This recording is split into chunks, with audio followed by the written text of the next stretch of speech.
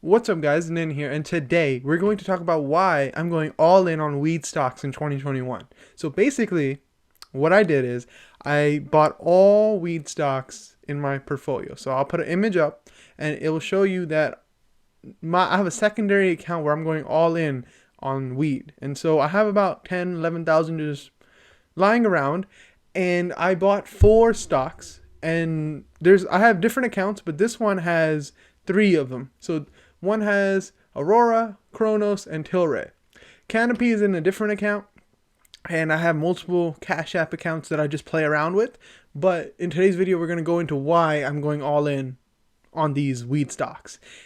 So the main reason why I'm doing this is because of the election in Georgia. The runoff, which was caused by not getting 50% back in November in Georgia, they still have that weird legal restriction where you have to get 50% or else you have to do a runoff in January like we saw. And so luckily, both Democrat candidates won, which gave the Democrats the majority, with the tiebreaker being Kamala Harris in the Senate. And so the Democrats have the House, and now Joe Biden is becoming president in a few days. And so there's a supermajority. The Democrats favor weed. And so what happens is when you have this trio that we call the supermajority, they can get whatever they want done. So we saw in 2016, Trump had everything that he wanted to get done passed. And the later years, when the Democrats gained back the House, Trump had a really hard time getting anything, even with Mitch McConnell being the majority leader. And so what we can see here is a reminiscent of 2016, where Trump got everything he wanted done in that first year.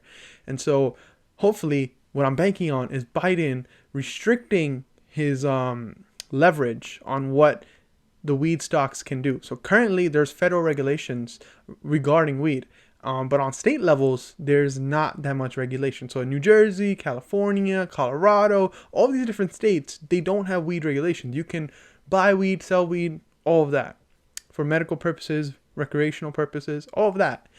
But in a federal sense, it's a crime. So if I cross, so I live in New York, so I don't personally do weed, but if someone was to buy weed in New Jersey and they find you in New York with weed, that would be a felony. So that's why these prices, if we look at the weed prices, so if we go to Aurora and we look at their graph, we can see there's so many spikes of it hit $127 back in 2018, and in 2019 it hit that same number.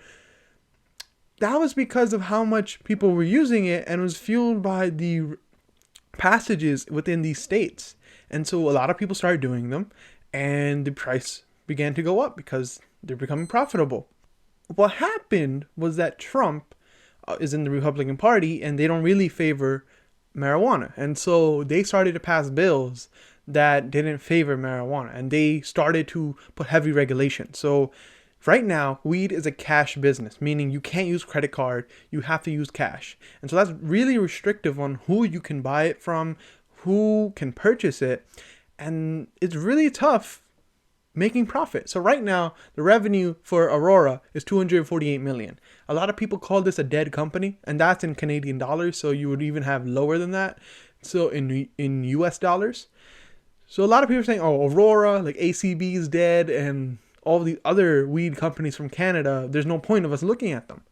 But what we can see in the past few days as Biden is about to be president is that Tilray, you can see TLRY, that stock has been skyrocketing.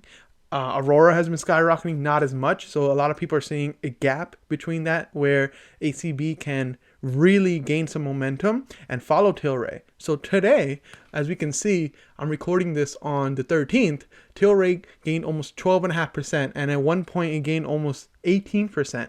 And there's a sell-off towards the end, but we can see there's so much growth here that I honestly feel like if in a regulated field back in 2018, 2019, if you can have a price of over $120, imagine in a world where there's no federal regulations. Everyone would do weed. Though people may not like that world, that could be the reality. that people can do weed. So like smoking, or you had that prohibition with alcohol, things start to get regulated, and you can have those passages of laws that allows people to do it. So if you can do the same thing with weed, that's a new market. And so that I feel like weed is the new cigarettes. And so you can use these weed, people would buy it. And so he'll decrease the schedule of it. So basically that means that right now it's a felony. And he's trying to say, let's just lower the schedule rating of it.